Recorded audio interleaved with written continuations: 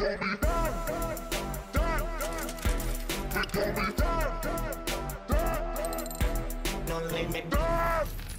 morning, good morning, good morning, good morning.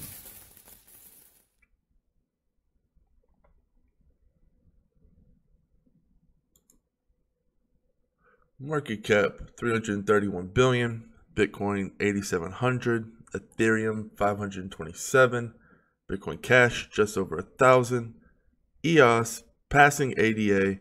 Thank you for keeping the seat warm. Just over $7. NEO sitting at about 67.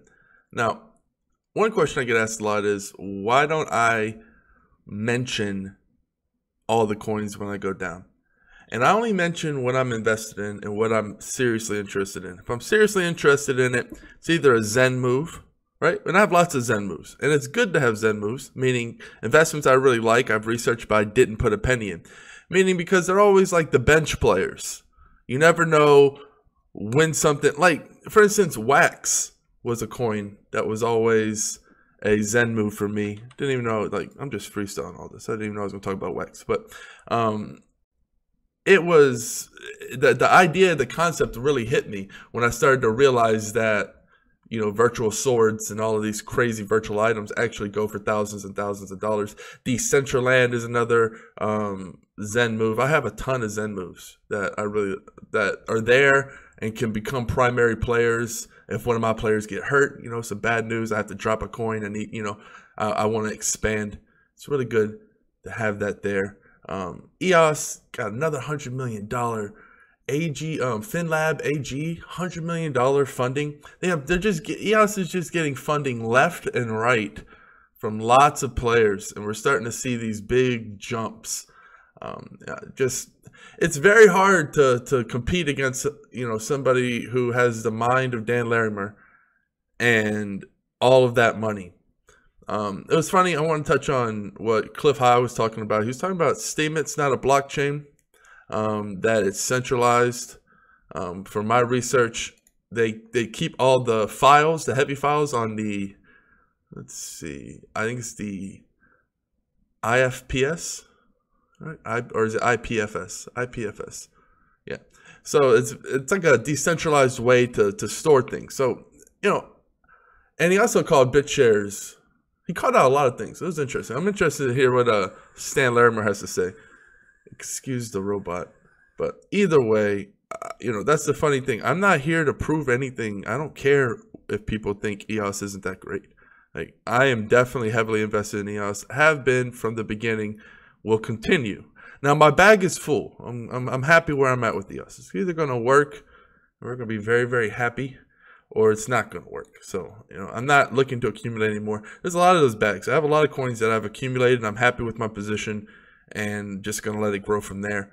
One of the questions is I get, you know, why do I just mention some, you know, I'm like people say, well, you know, when you go down the list, you only mention a few coins, you skip coins. It's like, I'm like I only have so much talent. Right? I'm very humble. I understand where I'm at this race. I'm not the fastest. I'm not the strongest. I'm not the most talented. I'm not the smartest. It's not about that. I'm very self-aware, though. So I'm that guy on the plane throwing the seats off to make the plane go faster. If I don't research it and I don't really care for it, I'm not going to even mention the price. It doesn't exist in my world. I'm just going to go on to what I know. That's how I am. I'm a one-way, one-move person. I go as fast as I can. I strip all the bullshit out of my life that's not absolutely necessary so I can focus on what is absolutely necessary. You only need so many investments. I don't need to be too diversified. Once I hit a point of diversification, I'm wasting my time looking at other coins. I really am. It's like, yeah, I could be missing out on a bunch, and that's fine. That's where Zen comes in. That's where you don't need FOMO. Like, you're going to miss out on a lot of stuff. You might miss out on the next Google. You might, right? It's not a big deal as long as you focus what's on your plate.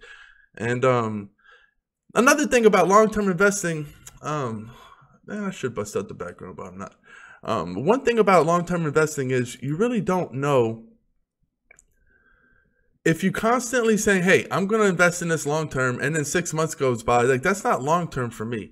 A lot of people flip too much for my liking. You know, it's like long-term for me is like, I'm really going to give it a chance. This is one of the things that's very, very important, I would say. You can thank Crypto Daily for the background advice. He said your viewers deserve to relax. So he urged me to do this. Holler Crypto Daily. Hope to see you back on soon. Much love.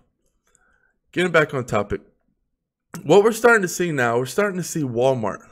Right? Walmart came out with the blockchain for their, Google's coming out with it, releasing a blockchain for their cloud platform. What's going to happen is they're going to start off with these private blockchains that are going to become semi-public when they start charging people. I've been saying this. This is what's happening. It's unfolding before our eyes. It shouldn't come as a surprise to you if you really think about it. It's very, very, very, very expensive to set up a blockchain that is secure because you have to run the nodes yourself. You have to run all of that equipment. You have to do all of that. It's not very beneficial if you don't have a lot of people on it, if you don't have a big network effect. So what I think is going to happen, you're going to have all these, it's kind of like the intranet versus the intranet, right? If you remember, you have intranet, but then, you know, some businesses used it, everybody hated it because it's so limited. And when you actually needed to do something, you'll connect to the World Wide Web. That's what these blockchains are going to be. However, they're trying to go AOL on us. They're trying to really, you know, Google's trying to make it to where they're going to start off as a private, people charge to get on it. Before you know it, it's going to be a centralized public blockchain. And that's what we don't want. We got one chance, guys. This chance isn't going to happen again. Bitcoin could have died in the womb. Bitcoin, ask any developer. Bitcoin could have died in the womb. They could have destroyed Bitcoin. They could have spammed it. They could have absolutely stomped it when it was an infant and no one knew about it. The one thing that got by was Bitcoin got by because it was unknown. The way it was conceived, it didn't have a lot of attention. And before you know it, when the attention happened, the network effect was too strong. It couldn't kill it. So what I'm saying is Bitcoin it's not immortal, guys. Bitcoin can die. The price of mining is going to keep going up. The prizes for mining rewards is going to keep going down. If the price doesn't keep going up, if the price to mine it becomes more than the price of a Bitcoin, Bitcoin dies. The hash power leaves. Once enough hash power leaves, 51 instead of attacks, and it's a cesspool for vulnerabilities. And then everyone loses faith and it goes to zero. And it's never going to recover. It's one way. And we're taking for granted the best thing that could have ever happened. There's a coin that we don't know the creator. No one can force anyone to do anything. It's open source. Throw all your conspiracy theories out the window. We have one shot at this. Not going to be a second chance. The blockchains from now on in the future are only going to become more and more centralized. More and more centralized. Governments are becoming more and more savvy at what blockchain tech is. The big business guys are becoming more and more savvy. When they become as savvy as us, all of them, it's game over if we don't have our shit right. If we just frolic around like headless chickens saying win moon, when's the best coin, and we don't get our fundamental principles down, you're going to be fucked. Slavery was in our lifetime, guys. It's in our generation. It was a lifetime ago. It wasn't that long ago. You know, we're not perfect beings. When people get too much power, crazy fucking shit happens. And we don't want that to happen. And you think everything's rosy-posy because your little bullshit 15, 20-minute life that you've had, 20 minute really is, 20 year I meant, it's just a blink of an eye. You haven't really seen anything too horrific if you lived in the right parts of the world. But I'm telling you, tyranny, when it pokes its ugly head, when the people get on top and they have so much power that it doesn't matter, the people can't revolt. When that happens, you better believe that power is going to become very negative and centralized to the point where it's going to be over.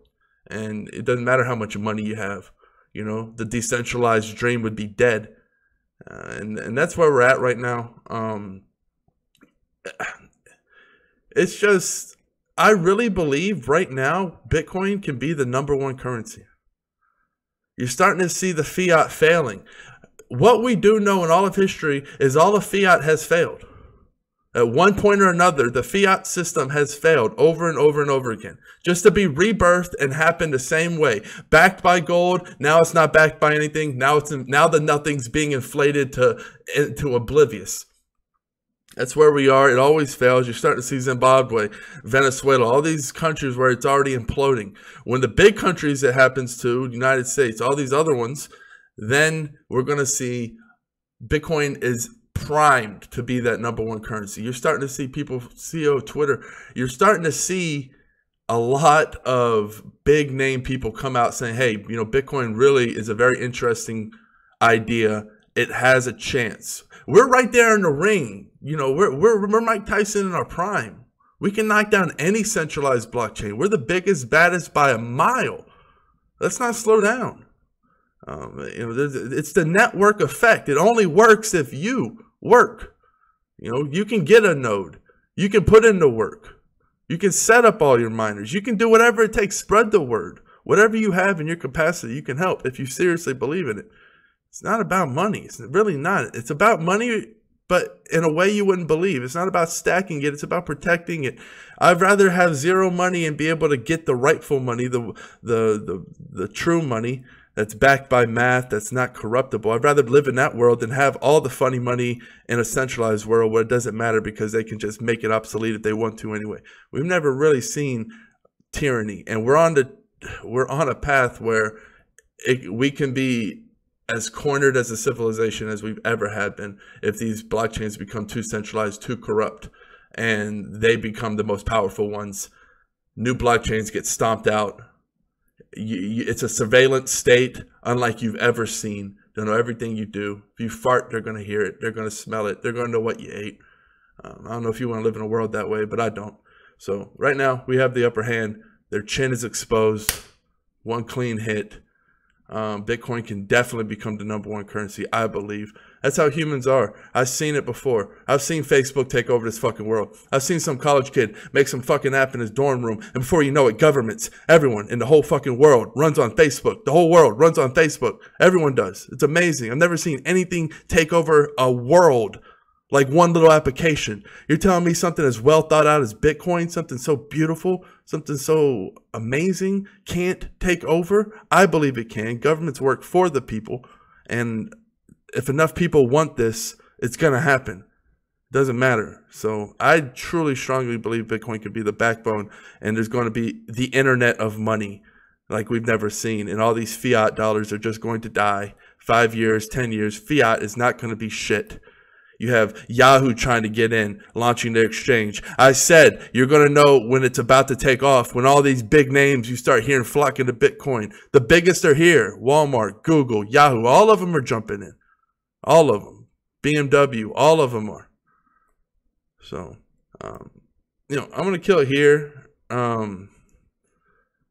When it's funny, when you get to a point in life where you don't remember where we came from, why we got into this, and then you start growing your reputation, you start growing your path, and then you get to a point where you feel like you can't fail because you're too high up. Because when you first start off, it's YOLO.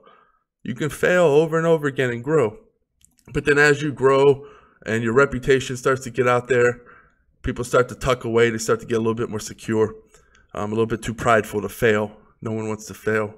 You know, I'm always on ground zero. I don't give a fuck. I have 1 million subscribers, billions in the bank, president saying my name.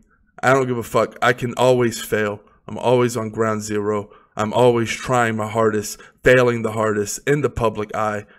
Don't give a fuck. That's how I feel a lot of people come a long way. I have a lot of respect for a lot of people. But let's not forget why the true people got into this, and let's not get our voices quieted down now. This is when we need to speak the loudest. One person can drum up 1,000, and those 1,000 can drum up another 10,000, and it just keeps going and going. Don't dismiss how powerful your voice can be. I just think we're in a very pivotal time, and I thought that I'm going to hammer this message as much as I fucking possibly can. You know, we're in a war right now. Centralization versus decentralization. Pick your side. You know, this is a war that can be fought without any violence. It's a battle of attention. It's a battle of what network you connect to. Because you see, we live in a world now where we're getting paid to do what? Nothing. We're getting paid to watch ads. We're getting paid to post content. We're getting in a world where we're getting paid for our attention. just for focusing on something, because our attention has value. We've never known it because it's been stripped from us for free. It's been taken, stolen from us for free. But now we're starting to realize how valuable our attention really is. Your attention is valuable. Your friend's attention is valuable. Make sure it's going to the right place. Your network effect is aligned with what you really want to go. You can drive a moon to the Lambo, but the Lambo is owned by Satan. When you get there, he's just going to fucking take it anyway. I'm going to kill here. Cheers. Peace.